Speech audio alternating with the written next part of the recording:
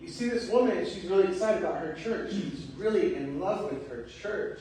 She loves her church. She loves the church. She was talking about the church, like the church here at River Life, for instance, our individual church, but also the church universal, which means Christians all over, all churches all around. And so we see that we can be passionate about loving the church. And so this sermon series is called I Love My Church. Did somebody say I love my church? Oh, okay. Why? I love my church. I love my church. There you go. All right. So there are tons of places that we go. Like everywhere we are going somewhere. We're going somewhere shopping. We're going to go get our teeth pulled. No. We're going to the doctor to get a checkup, have a stethoscope pressed on our chest to get our heartbeat. We go tons of places. We go to school, some of us. Some of us are glad we don't go to school. And we have places like Disney World, right? We have places like the beach. We have the lake. We have people who like to go out and hunt. We have all kinds of places we can go and we can do things. We can go over to the local Denny's or whatever, which we don't have. So Cracker Barrel. We'll substitute with Cracker Barrel, right? Cracker Barrel. We can go different places and we can say that, man, I sure like those places. I'm not talking about Disney World, which is like a place that we want to go, for instance, just to go visit. I'm talking about places that we need to go just because of the course of life. Amen. All right, so we have some hands up for that. I actually like going to the dentist. I know you have to pretty much be a psychopath to like going to the dentist, but I like to go. I like to get my teeth cleaned. I don't mind when they're drilling if they have to drill, but hopefully they don't have to. But I like going. Most people do not like going. Okay? What about the doctor? Who likes going to the doctor? Who does not like going to the doctor? All right, okay. Who likes going shopping? Hello? Can I get another foot up here? Some of us like to go shopping, right? Who does not like to go shopping? Okay, all right, we have one. All right, so we have a bunch of different, things that we'd say. So, I'm going to ask you for your voices to turn on this morning. Can everybody say hi? Hi. Can everybody say hi a little louder? Hi. Maybe a little louder, even hi. Hi. I need to be able to hear you up here, okay? Ready? Michelle, I didn't quite hear you. Everybody, hi. Hi. Okay, our voices are warmed up and ready to go. All right, so I'm going to have a few images that we're going to put on the screen. Ready? All right. So I want you to say the first word that comes to mind. I want you to shout out the first word that comes to mind about how people typically feel when going to one of these places. Are you ready? All right, here we go. First one. Shout out how you think people feel or how you feel. Horrible. Frustrated. Sad. Okay? Frustrated, horrible, sad. Okay. What are some other ones? Come on. Let's get everybody in here. How do you feel when you go to the DMV? Yeah, that's a good story. But I ain't got no money. No money. Okay. So broke. All right. Prone to violence. Prone to violence. Okay. Sad. Annoyed. Okay. Bernice. Impatient because they're slow. Impatient because they slow. All right. So, universal truth for DMV, whether you're on the West Coast or East Coast. Here we go. Although I'll say it's better on the East Coast so far. All right, the next image. Ready? Here we go. Doctor's office. How do you feel? You can shout it out all at once. I don't care. Or one at a time. Go ahead. Scared, mad, sad. There's a lot of words. All right. Okay. Brace. Nervous. Okay. Sam. Don't want to go. Don't want to go. All right. Like I'm gonna catch more than I go into. Yeah. Okay, that's a good one. All right. Go. Don't like to go. Okay. Halden. I don't know. I just don't like them. All right. I mean, Usually I know I'm gonna be Next to grocery broke after. Broke? Hey, Michelle, you didn't say one for the last one. No, she said no. All right, grocery store. Grocery store, how do you feel about going to the grocery store? Happy, excited. Oh. Okay, happy, excited. Hey, what about anybody else? Too much money. Hey, hello. Anybody agree? Yeah. Fleece. I'll say fleece. All right, breeze. Well, I've got money, I like what I get. All right, Sam. Not to go. Try not to go. All right, Also trying not to go. try not to go. Don't let it go. Okay. I tell you, I got with my wife. Yeah. Cause she like to talk. Yeah. Usually I feel hungry because I wait till we have nothing in the house and then I spend Yeah. more money than I need to. So broke. Yeah. How many else do that? You go when you're hungry. Yeah. All right. The next one, dentist. All right. We kind of talked about this one a little bit, but let's get each person. Okay, go ahead. Nervous. Nervous. Nervous. Go. Don't want to. You don't want to go nowhere. Josh. Nervous. Don't worry about it. Don't worry about it. You know, cause I got false teeth. All right. Well, All the appointments just takes too much time to make the appointments. I just don't even want to deal with it. Usually anxiety. anxiety. I get happy. I don't know why it's sick. I know. All right. So with all these places, we all have better reviews for different ones, right? So some of them we might feel a little more excited about. Like shopping, we probably feel a little bit more excited than going to the dentist, right? Or to the doctor. Okay. Most people only go because they have to go to many of these places, right? So look at so whenever we went through it, no one really said they love it, okay? Except for grocery store, right? No one really said they love it. So occasionally you hear somebody that says they love their grocery store, but they're usually talking about when they compare it to some other grocery store, right? So I love Kroger, but I go to Food Lion or whatever. So people might say like that, but usually you don't say like, I love Kroger, like it's like this some big exciting thing.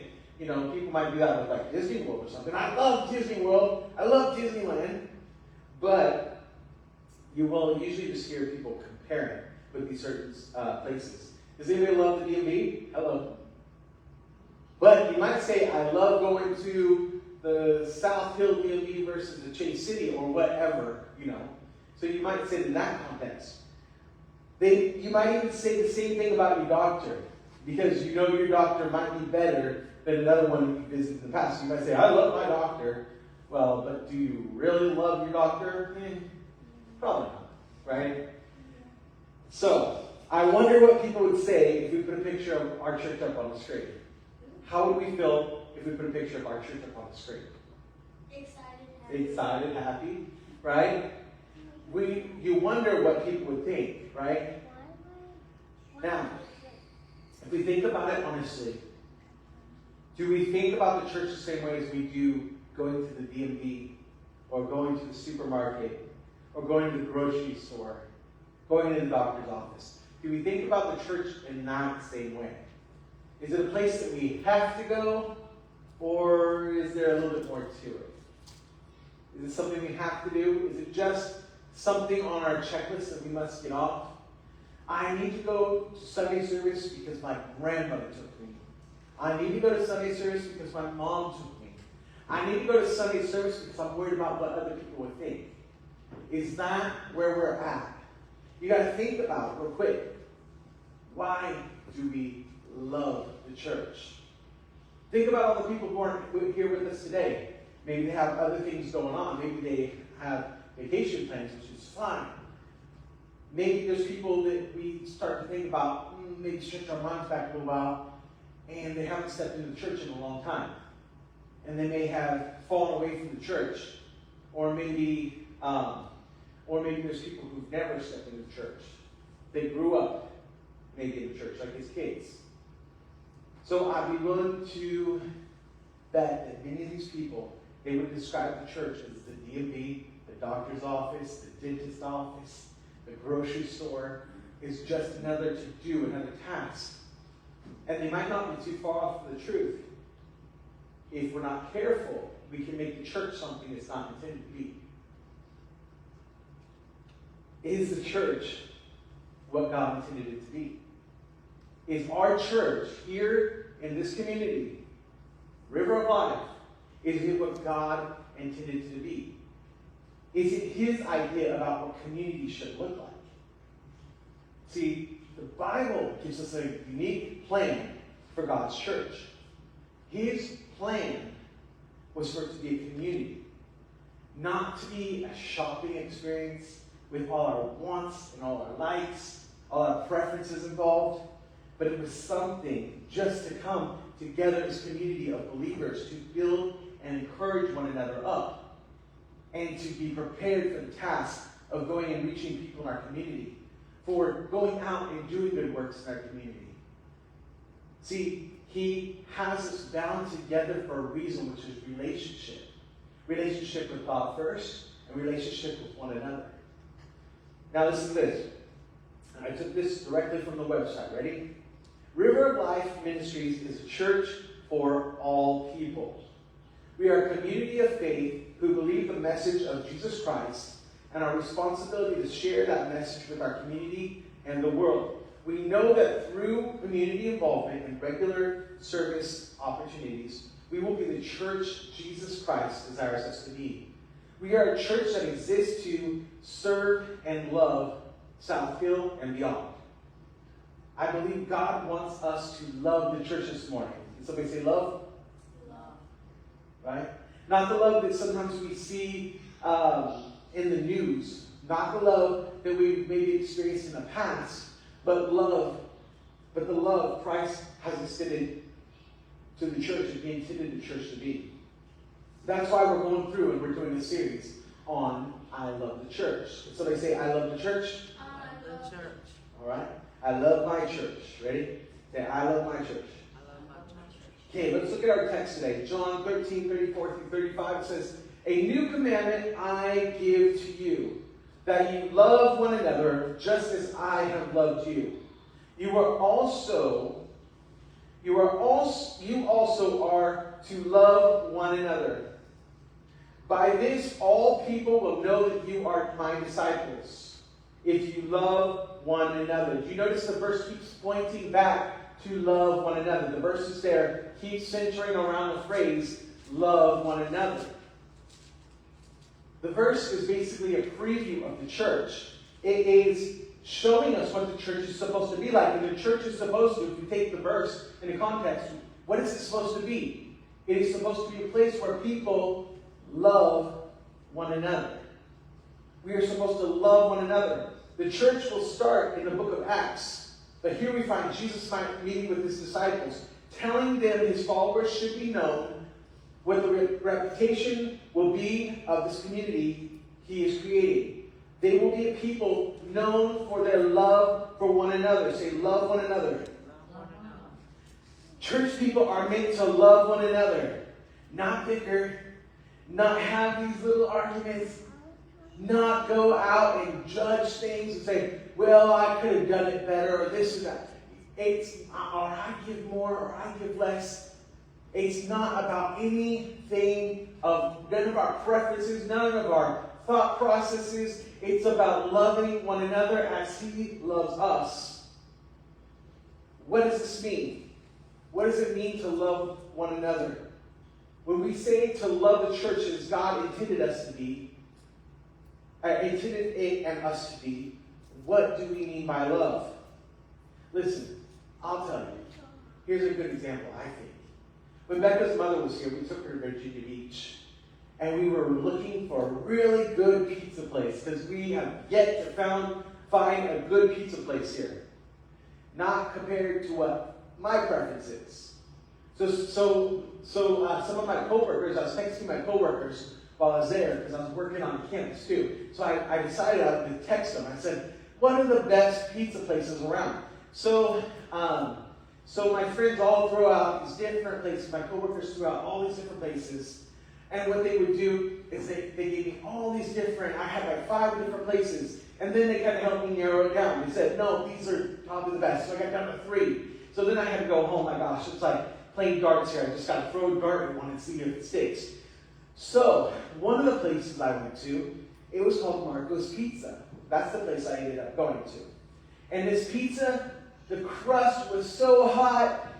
The pizza was so hot, the crust was perfect, and the taste was amazing. It was pretty good. It was like a California-style pizza that I'm used to.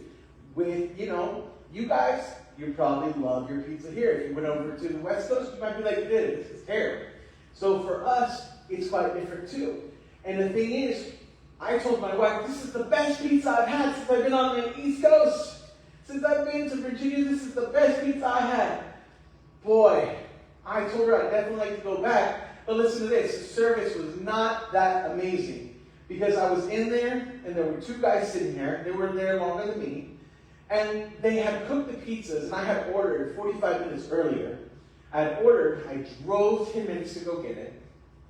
And then they set these pizzas up on the counter. We ordered 2 pizzas. And there were these 2 pizzas up on the counter.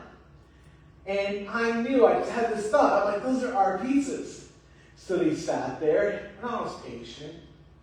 And I sat there, and I waited, and I talked to these guys in the waiting room, and they're waiting for their pizzas. And I said, man, this is crazy. I'm just waiting. 10 minutes go by. Man, pizza's still up there. I said, hey, excuse me. And you know what happened? Nothing. They acted like I didn't exist. So I waited. And listen, this is me being very patient right now. Because I waited another 10 minutes. That's about 20 minutes total. And I'm like, boy, and I'm talking to people. I'm like, boy, how long have you guys been here? They've been here a lot longer. I said, wow, this is terrible. I think my pizzas are sitting right up there. I think my pizzas are done. I think they're getting cold. Well, so I wait another 5 minutes because I'm trying to be patient. 25 minutes goes by. So we're talking about 45 minutes plus 25 minutes, okay? So we're talking about a lot of time. I'm sitting up there. The pizza's sitting up there. I'm waiting. I'm hungry. It's like 9 o'clock at night. I have to work the next day. And I'm like, where's my pizza? Well, it's right there. I'm about ready to walk back and get it myself because I'm sure that's my pizza. So I say, hey, and they ignored me. So I said, hey, I think those are my pizzas. And they ignored me. I walked up, I said, hey, I think those are my pizzas right there. And they go, oh, okay. And they looked at them. Guess what? They were my pizzas. For 25 minutes, my pizzas were sitting there. Now listen, I don't know if it's the boxes, but they stayed hot. But my pizzas could have been there much sooner. The other people had been waiting much longer. So I said, I think theirs might be up there too. So they grabbed their pizza and said, oh, yeah, there it is. Didn't offer an apology, nothing. So while it was great pizza, I wouldn't say I love Marco's Pizza. I would say I like Marco's Pizza because their service wasn't that great, right? Well, here we go. There's even more. So another experience that we had, and this one we went to a Mexican restaurant. And at this Mexican restaurant, this was Becca and myself on another work trip, and we went to this Mexican restaurant. And boy, the service was amazing. It was outstanding. And guess what? They started making guacamole right in front of us. They brought this whole big tray and they're chopping it all up. I said, wow, this is neat. I didn't eat guacamole. This looks pretty cool. And so they're chopping it all up. Man, Becca has talked about that place every time we drive by. She's talked about that place. Anytime we're going to Virginia Beach, she's talked about that place. When we took her mom into town, she talked about that place. That Mom, we have to go there. And so she ended up taking her to another location, I think in Richmond, when she landed. And she had that guacamole all put up and all that stuff. And she said she loved that place. Becca's talking about this restaurant all the time. Well, now we have Kylie, okay? I'm going to give you a few stories here, right? We have Kylie. And she wants to watch Bluey, all right? Bluey, Bluey, Bluey. Everybody? You don't have a kid who watches Bluey? Guess what? It's on, Anyway, Bluey is great. It can be fun, but it can also become annoying after a little while. Because it just stays on the TV over and over and over, right? Just stays on the TV. And so, kind of can get old and tired.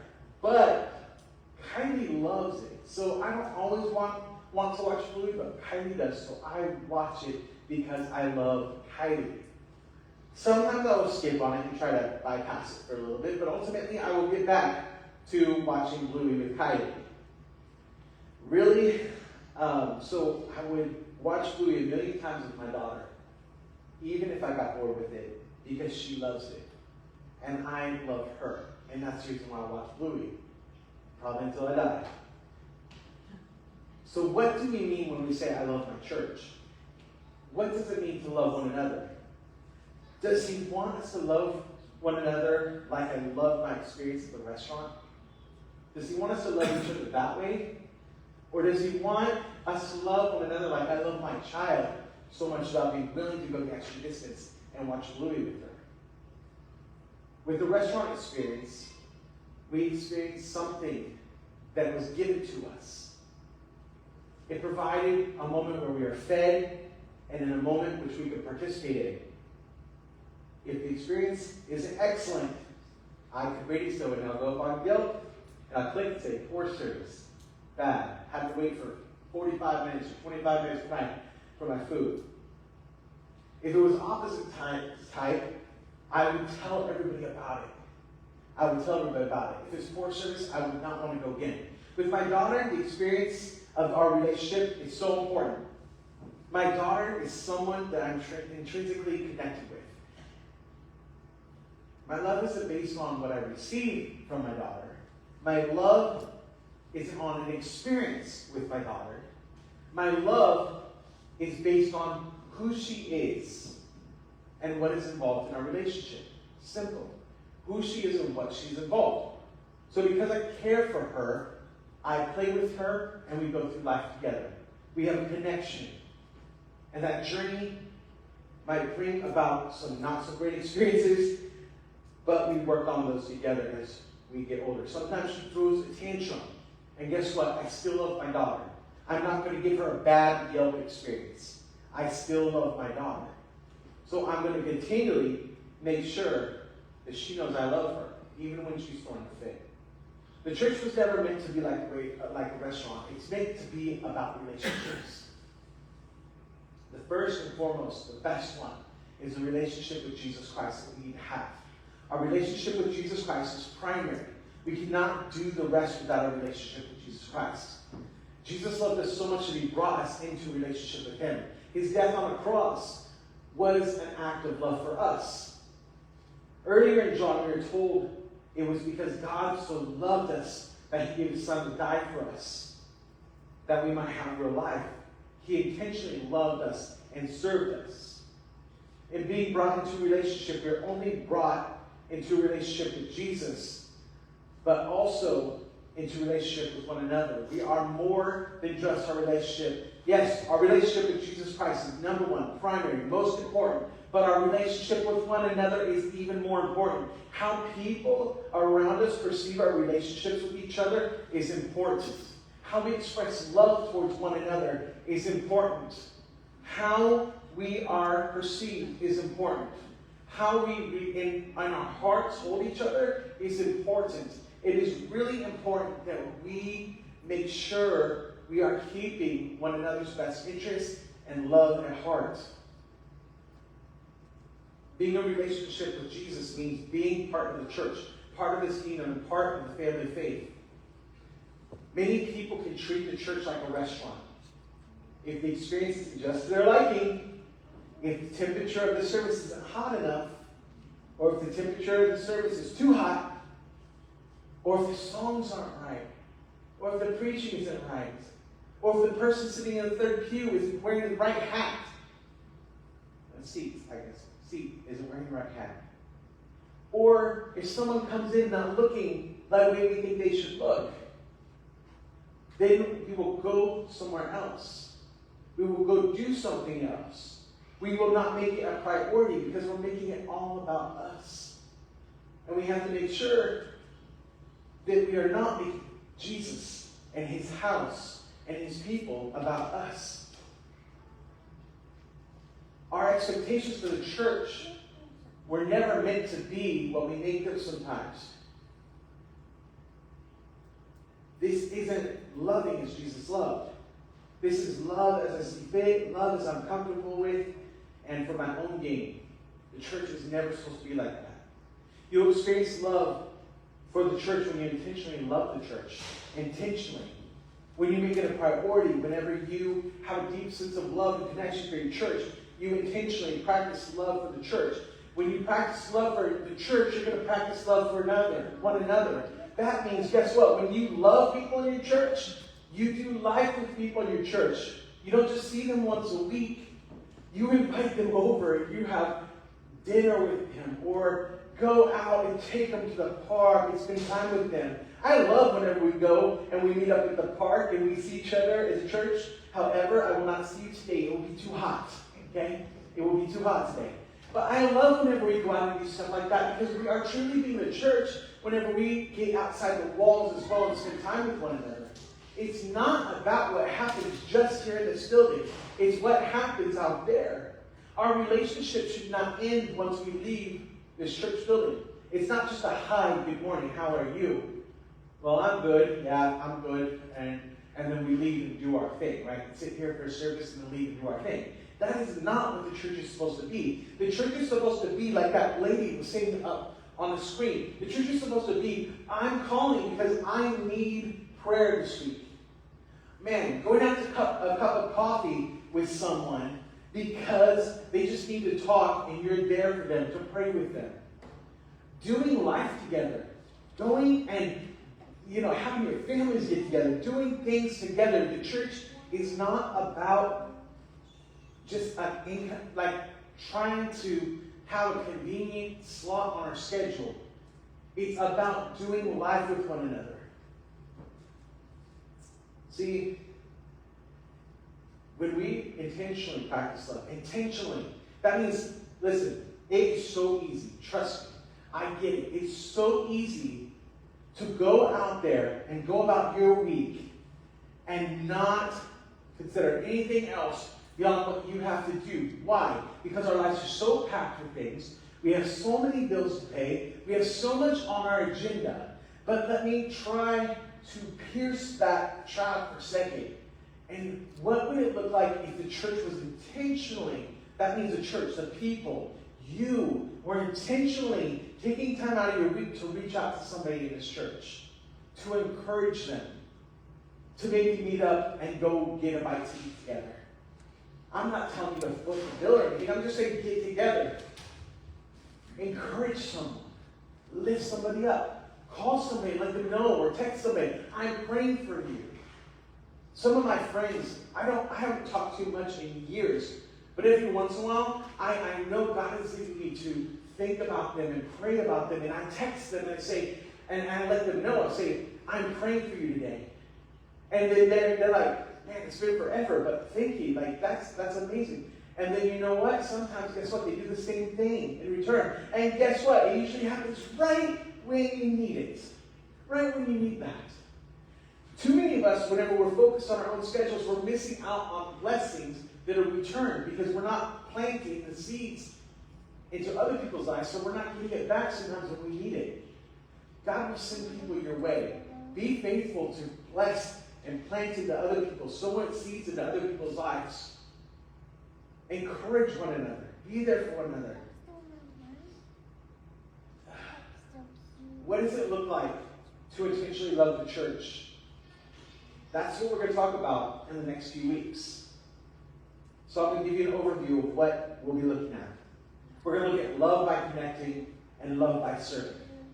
God has given each of us followers supernatural abilities to encourage and help one another in the community. We talked about that a lot last year. But now we're going to take those things and we are going to work on implementing those things even deeper. Did you know you have superpowers? Man. Superpowers, what? Sorry, Superman just came out. There's all kinds of superhero movies coming out this summer. Man, all these things. You're not that kind of superhero, but you have superpowers, and that's what we're going to talk about. Love by giving is another one. Love by sharing. The love that Jesus gives to us and that we can have for one another isn't hoarded within the walls of the church. It's not something we just pack in. It's something that must go out. See, we can all take stuff in. Listen, the move was something really big for us because what we did is we got rid of a lot of stuff because you pack it. If you live anywhere long enough, if you never get rid of anything, your house is going to become so cramped and so packed. You can't put another thing in there, and it's horrible because it starts to really, I mean, you can live with it, but it starts to become too much dusty, too much cleaning, too much this, too much that. You know, maybe walking sideways down the hall. Sometimes you just need to get rid of stuff, purge stuff. Well, even after we moved here, I've been getting rid of stuff, purging stuff. I've got rid of some of my favorite cups. I gave my uncle, I was collecting all the Starbucks cups because I did a lot of traveling in my 20s and 30s. And everywhere I went, I bought them. So I had almost the whole set. My uncle said, I like those. So I started giving him, as he was here, I started giving him my Starbucks collection, which is like, honestly, a lot of money. It was hard to let go of. And because I also had a plan for it. And I started to let them go because, you know what? I'm not even using these cups. They're meant for decoration one day in my, I'll call it coffee room. But they're meant for decoration, to sit on top of the cabinets and be up there, you know, on different boxes of different sizes and stuff like that. So it could be on display and everybody can see them. But what I realized is right now they're sitting in boxes. No one's using them. No one's going to drink out of them. That's what they're intended for. Why not give them to somebody who can use them? And that's the same also with our relationships. We can keep it into ourselves. We can keep living life individually. Or we can branch out and start sharing the gifts, the talents, the abilities that God has given us. And not hoard them, not keep them in. Listen, the love that we are to have for one another is meant to show our community that what the love of Jesus looks like. If we aren't sharing the love of God with our words and deeds, are we truly loving? We're going to talk about this as well.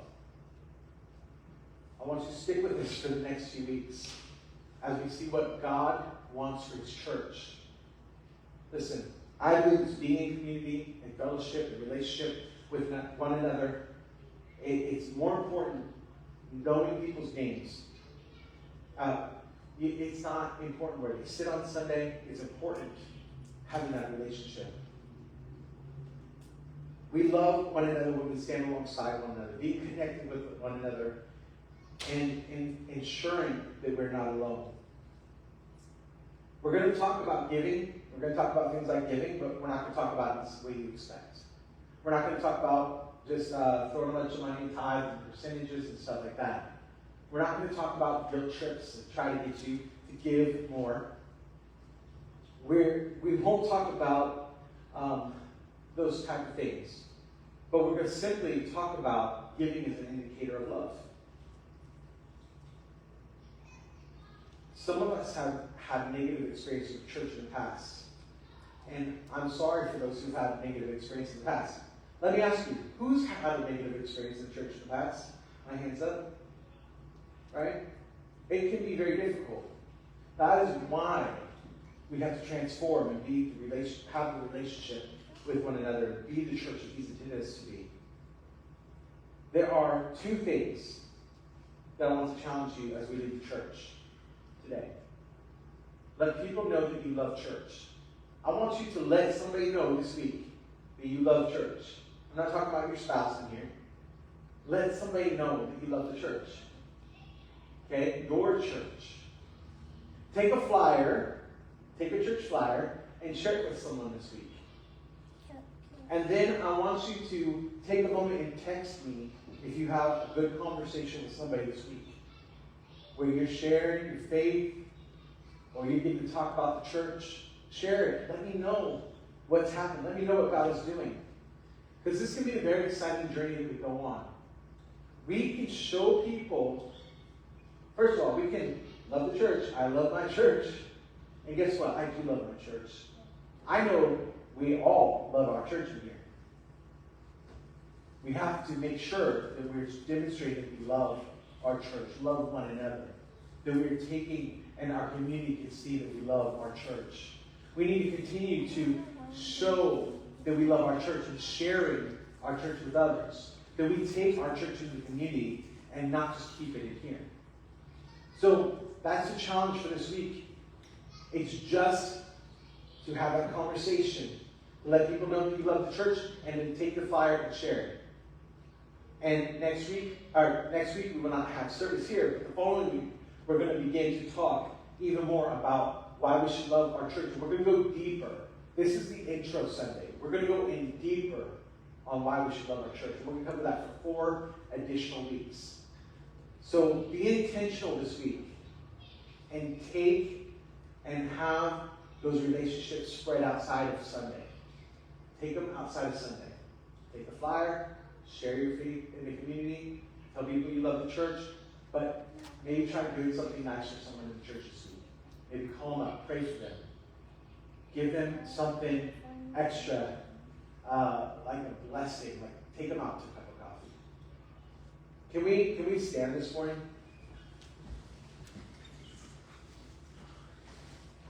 And can we bow our heads and close our eyes real quick?